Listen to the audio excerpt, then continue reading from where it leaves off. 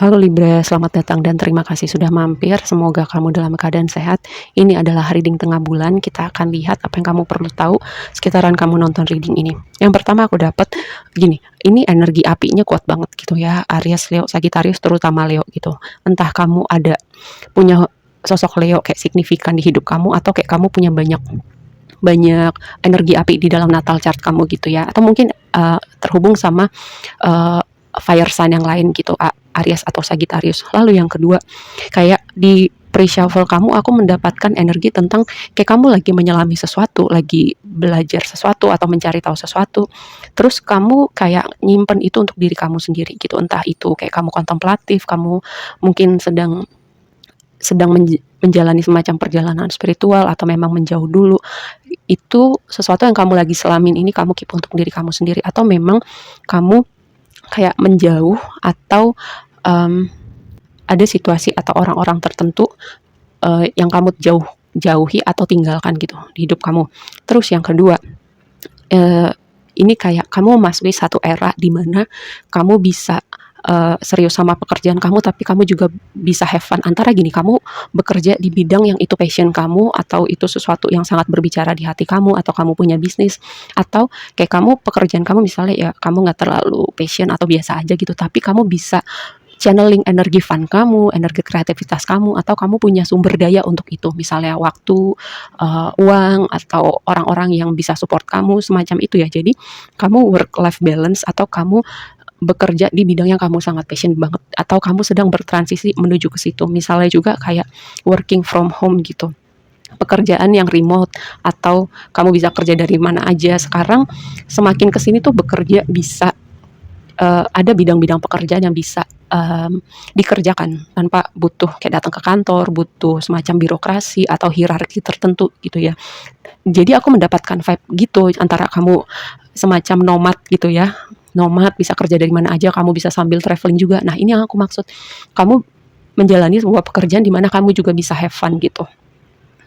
Selanjutnya mari kita bicara tentang tantangan dulu ya. Queen of Cups sama Coffin. Gini, Queen of Cups itu harusnya jadi energi yang positif ya, energi yang intuitif, orang yang bisa meregulasi emosinya dengan baik, merawat dirinya atau merawat orang lain.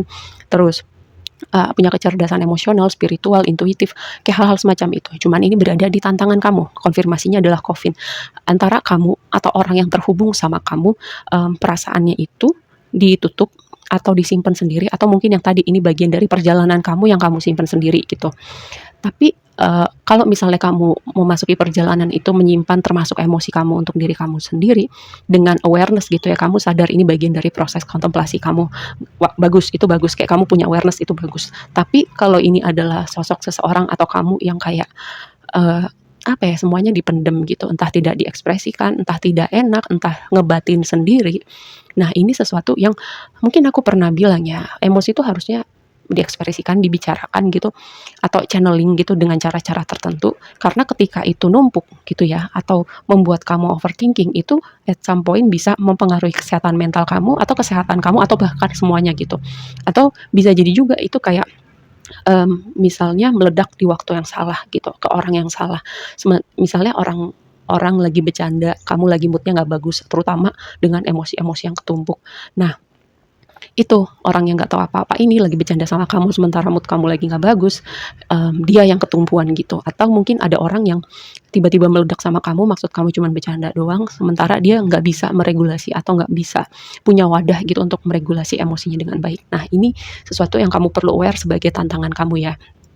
Terus blessingnya adalah Queen of Wands dan House. Ini yang tadi aku bilang mungkin kamu bisa punya lebih banyak waktu dengan keluarga. Misalnya kamu punya sumber daya gitu, entah kerja dengan waktu yang fleksibel atau kamu ada improvement dengan finansial kamu, ada sesuatu yang berubah dengan yang tadi aku bilang berubah dengan pekerjaan kamu.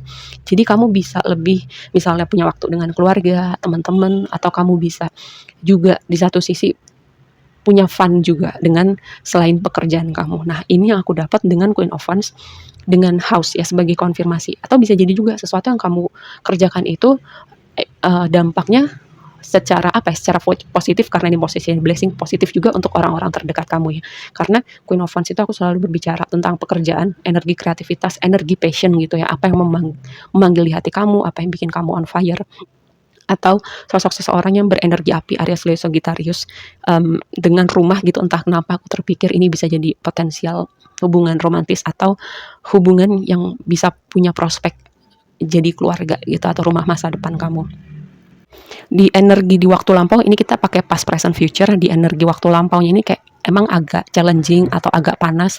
Mungkin gini skenarionya adalah, yang pertama, hubungan-hubungan tertentu, situasi tertentu itu kayak men-trigger kamu nih untuk berpikir kembali tentang apa gitu, tentang hidup kamu, mengevaluasi apakah kamu happy dengan pekerjaan kamu, apakah kamu happy dengan kondisi finansial kamu, di mana itu semacam memberi inspirasi atau men-trigger untuk kamu, setelah mengevaluasi, setelah banyak berpikir, yang tadi aku bilang ada kayak semacam kamu menarik diri untuk kontemplasi atau mendalami perjalanan spiritual, atau banyak momen apa ya, berefleksi gitu, kayak mengevaluasi keseluruhan hidup kamu.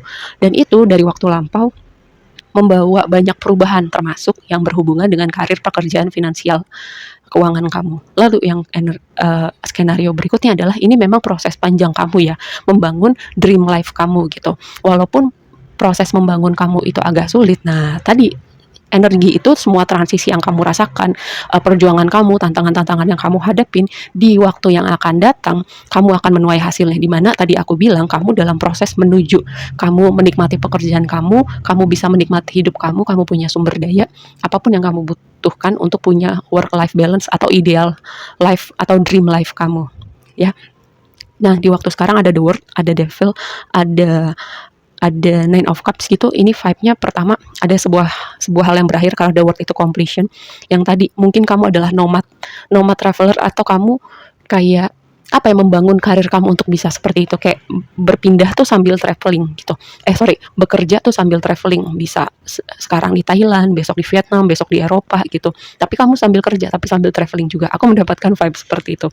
Lalu dengan devil ini kayak ini lebih kepada, devil itu kan biasanya energi toksik ya, energi yang ada obsesi, ada kegelapan, tapi ini semacam hal yang kamu lakukan berulang-ulang untuk sampai di satu titik yang kamu mau. Karena sejujurnya ini kayak the word dikonfirmasi sama letter, komunikasi, dokumen, lalu ada moon dan sun, lalu ada nine of cups. Ini vibe-nya happy banget gitu, sesuatu yang kamu lakukan berulang-ulang membawa result, hasil yang kamu mau gitu, karena moon berbicara reputasi.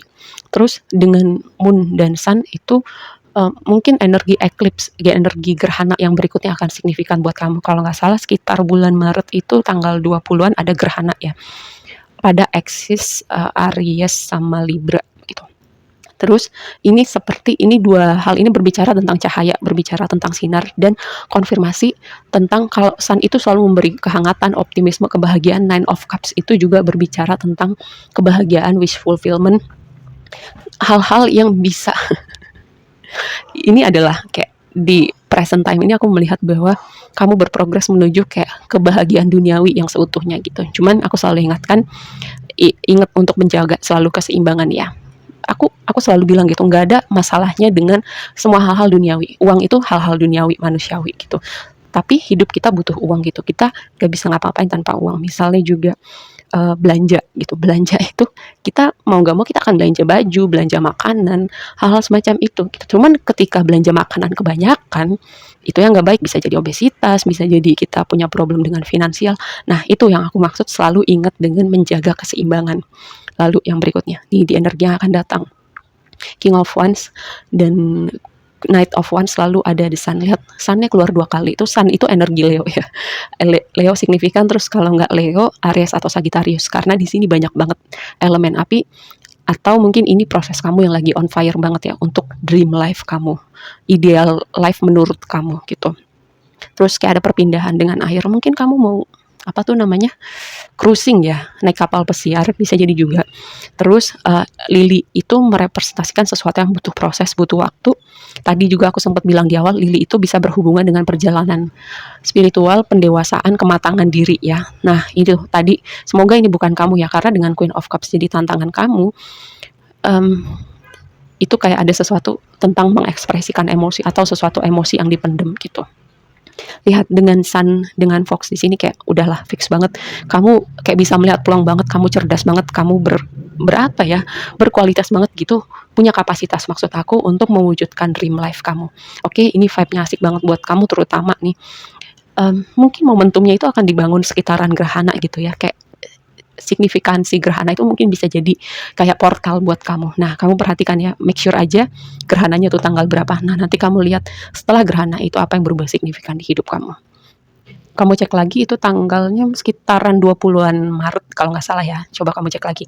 Oke, aku rasa segitu aja dulu readingnya kali ini buat kamu. Semoga bermanfaat dan sampai ketemu di reading berikutnya ya. Bye.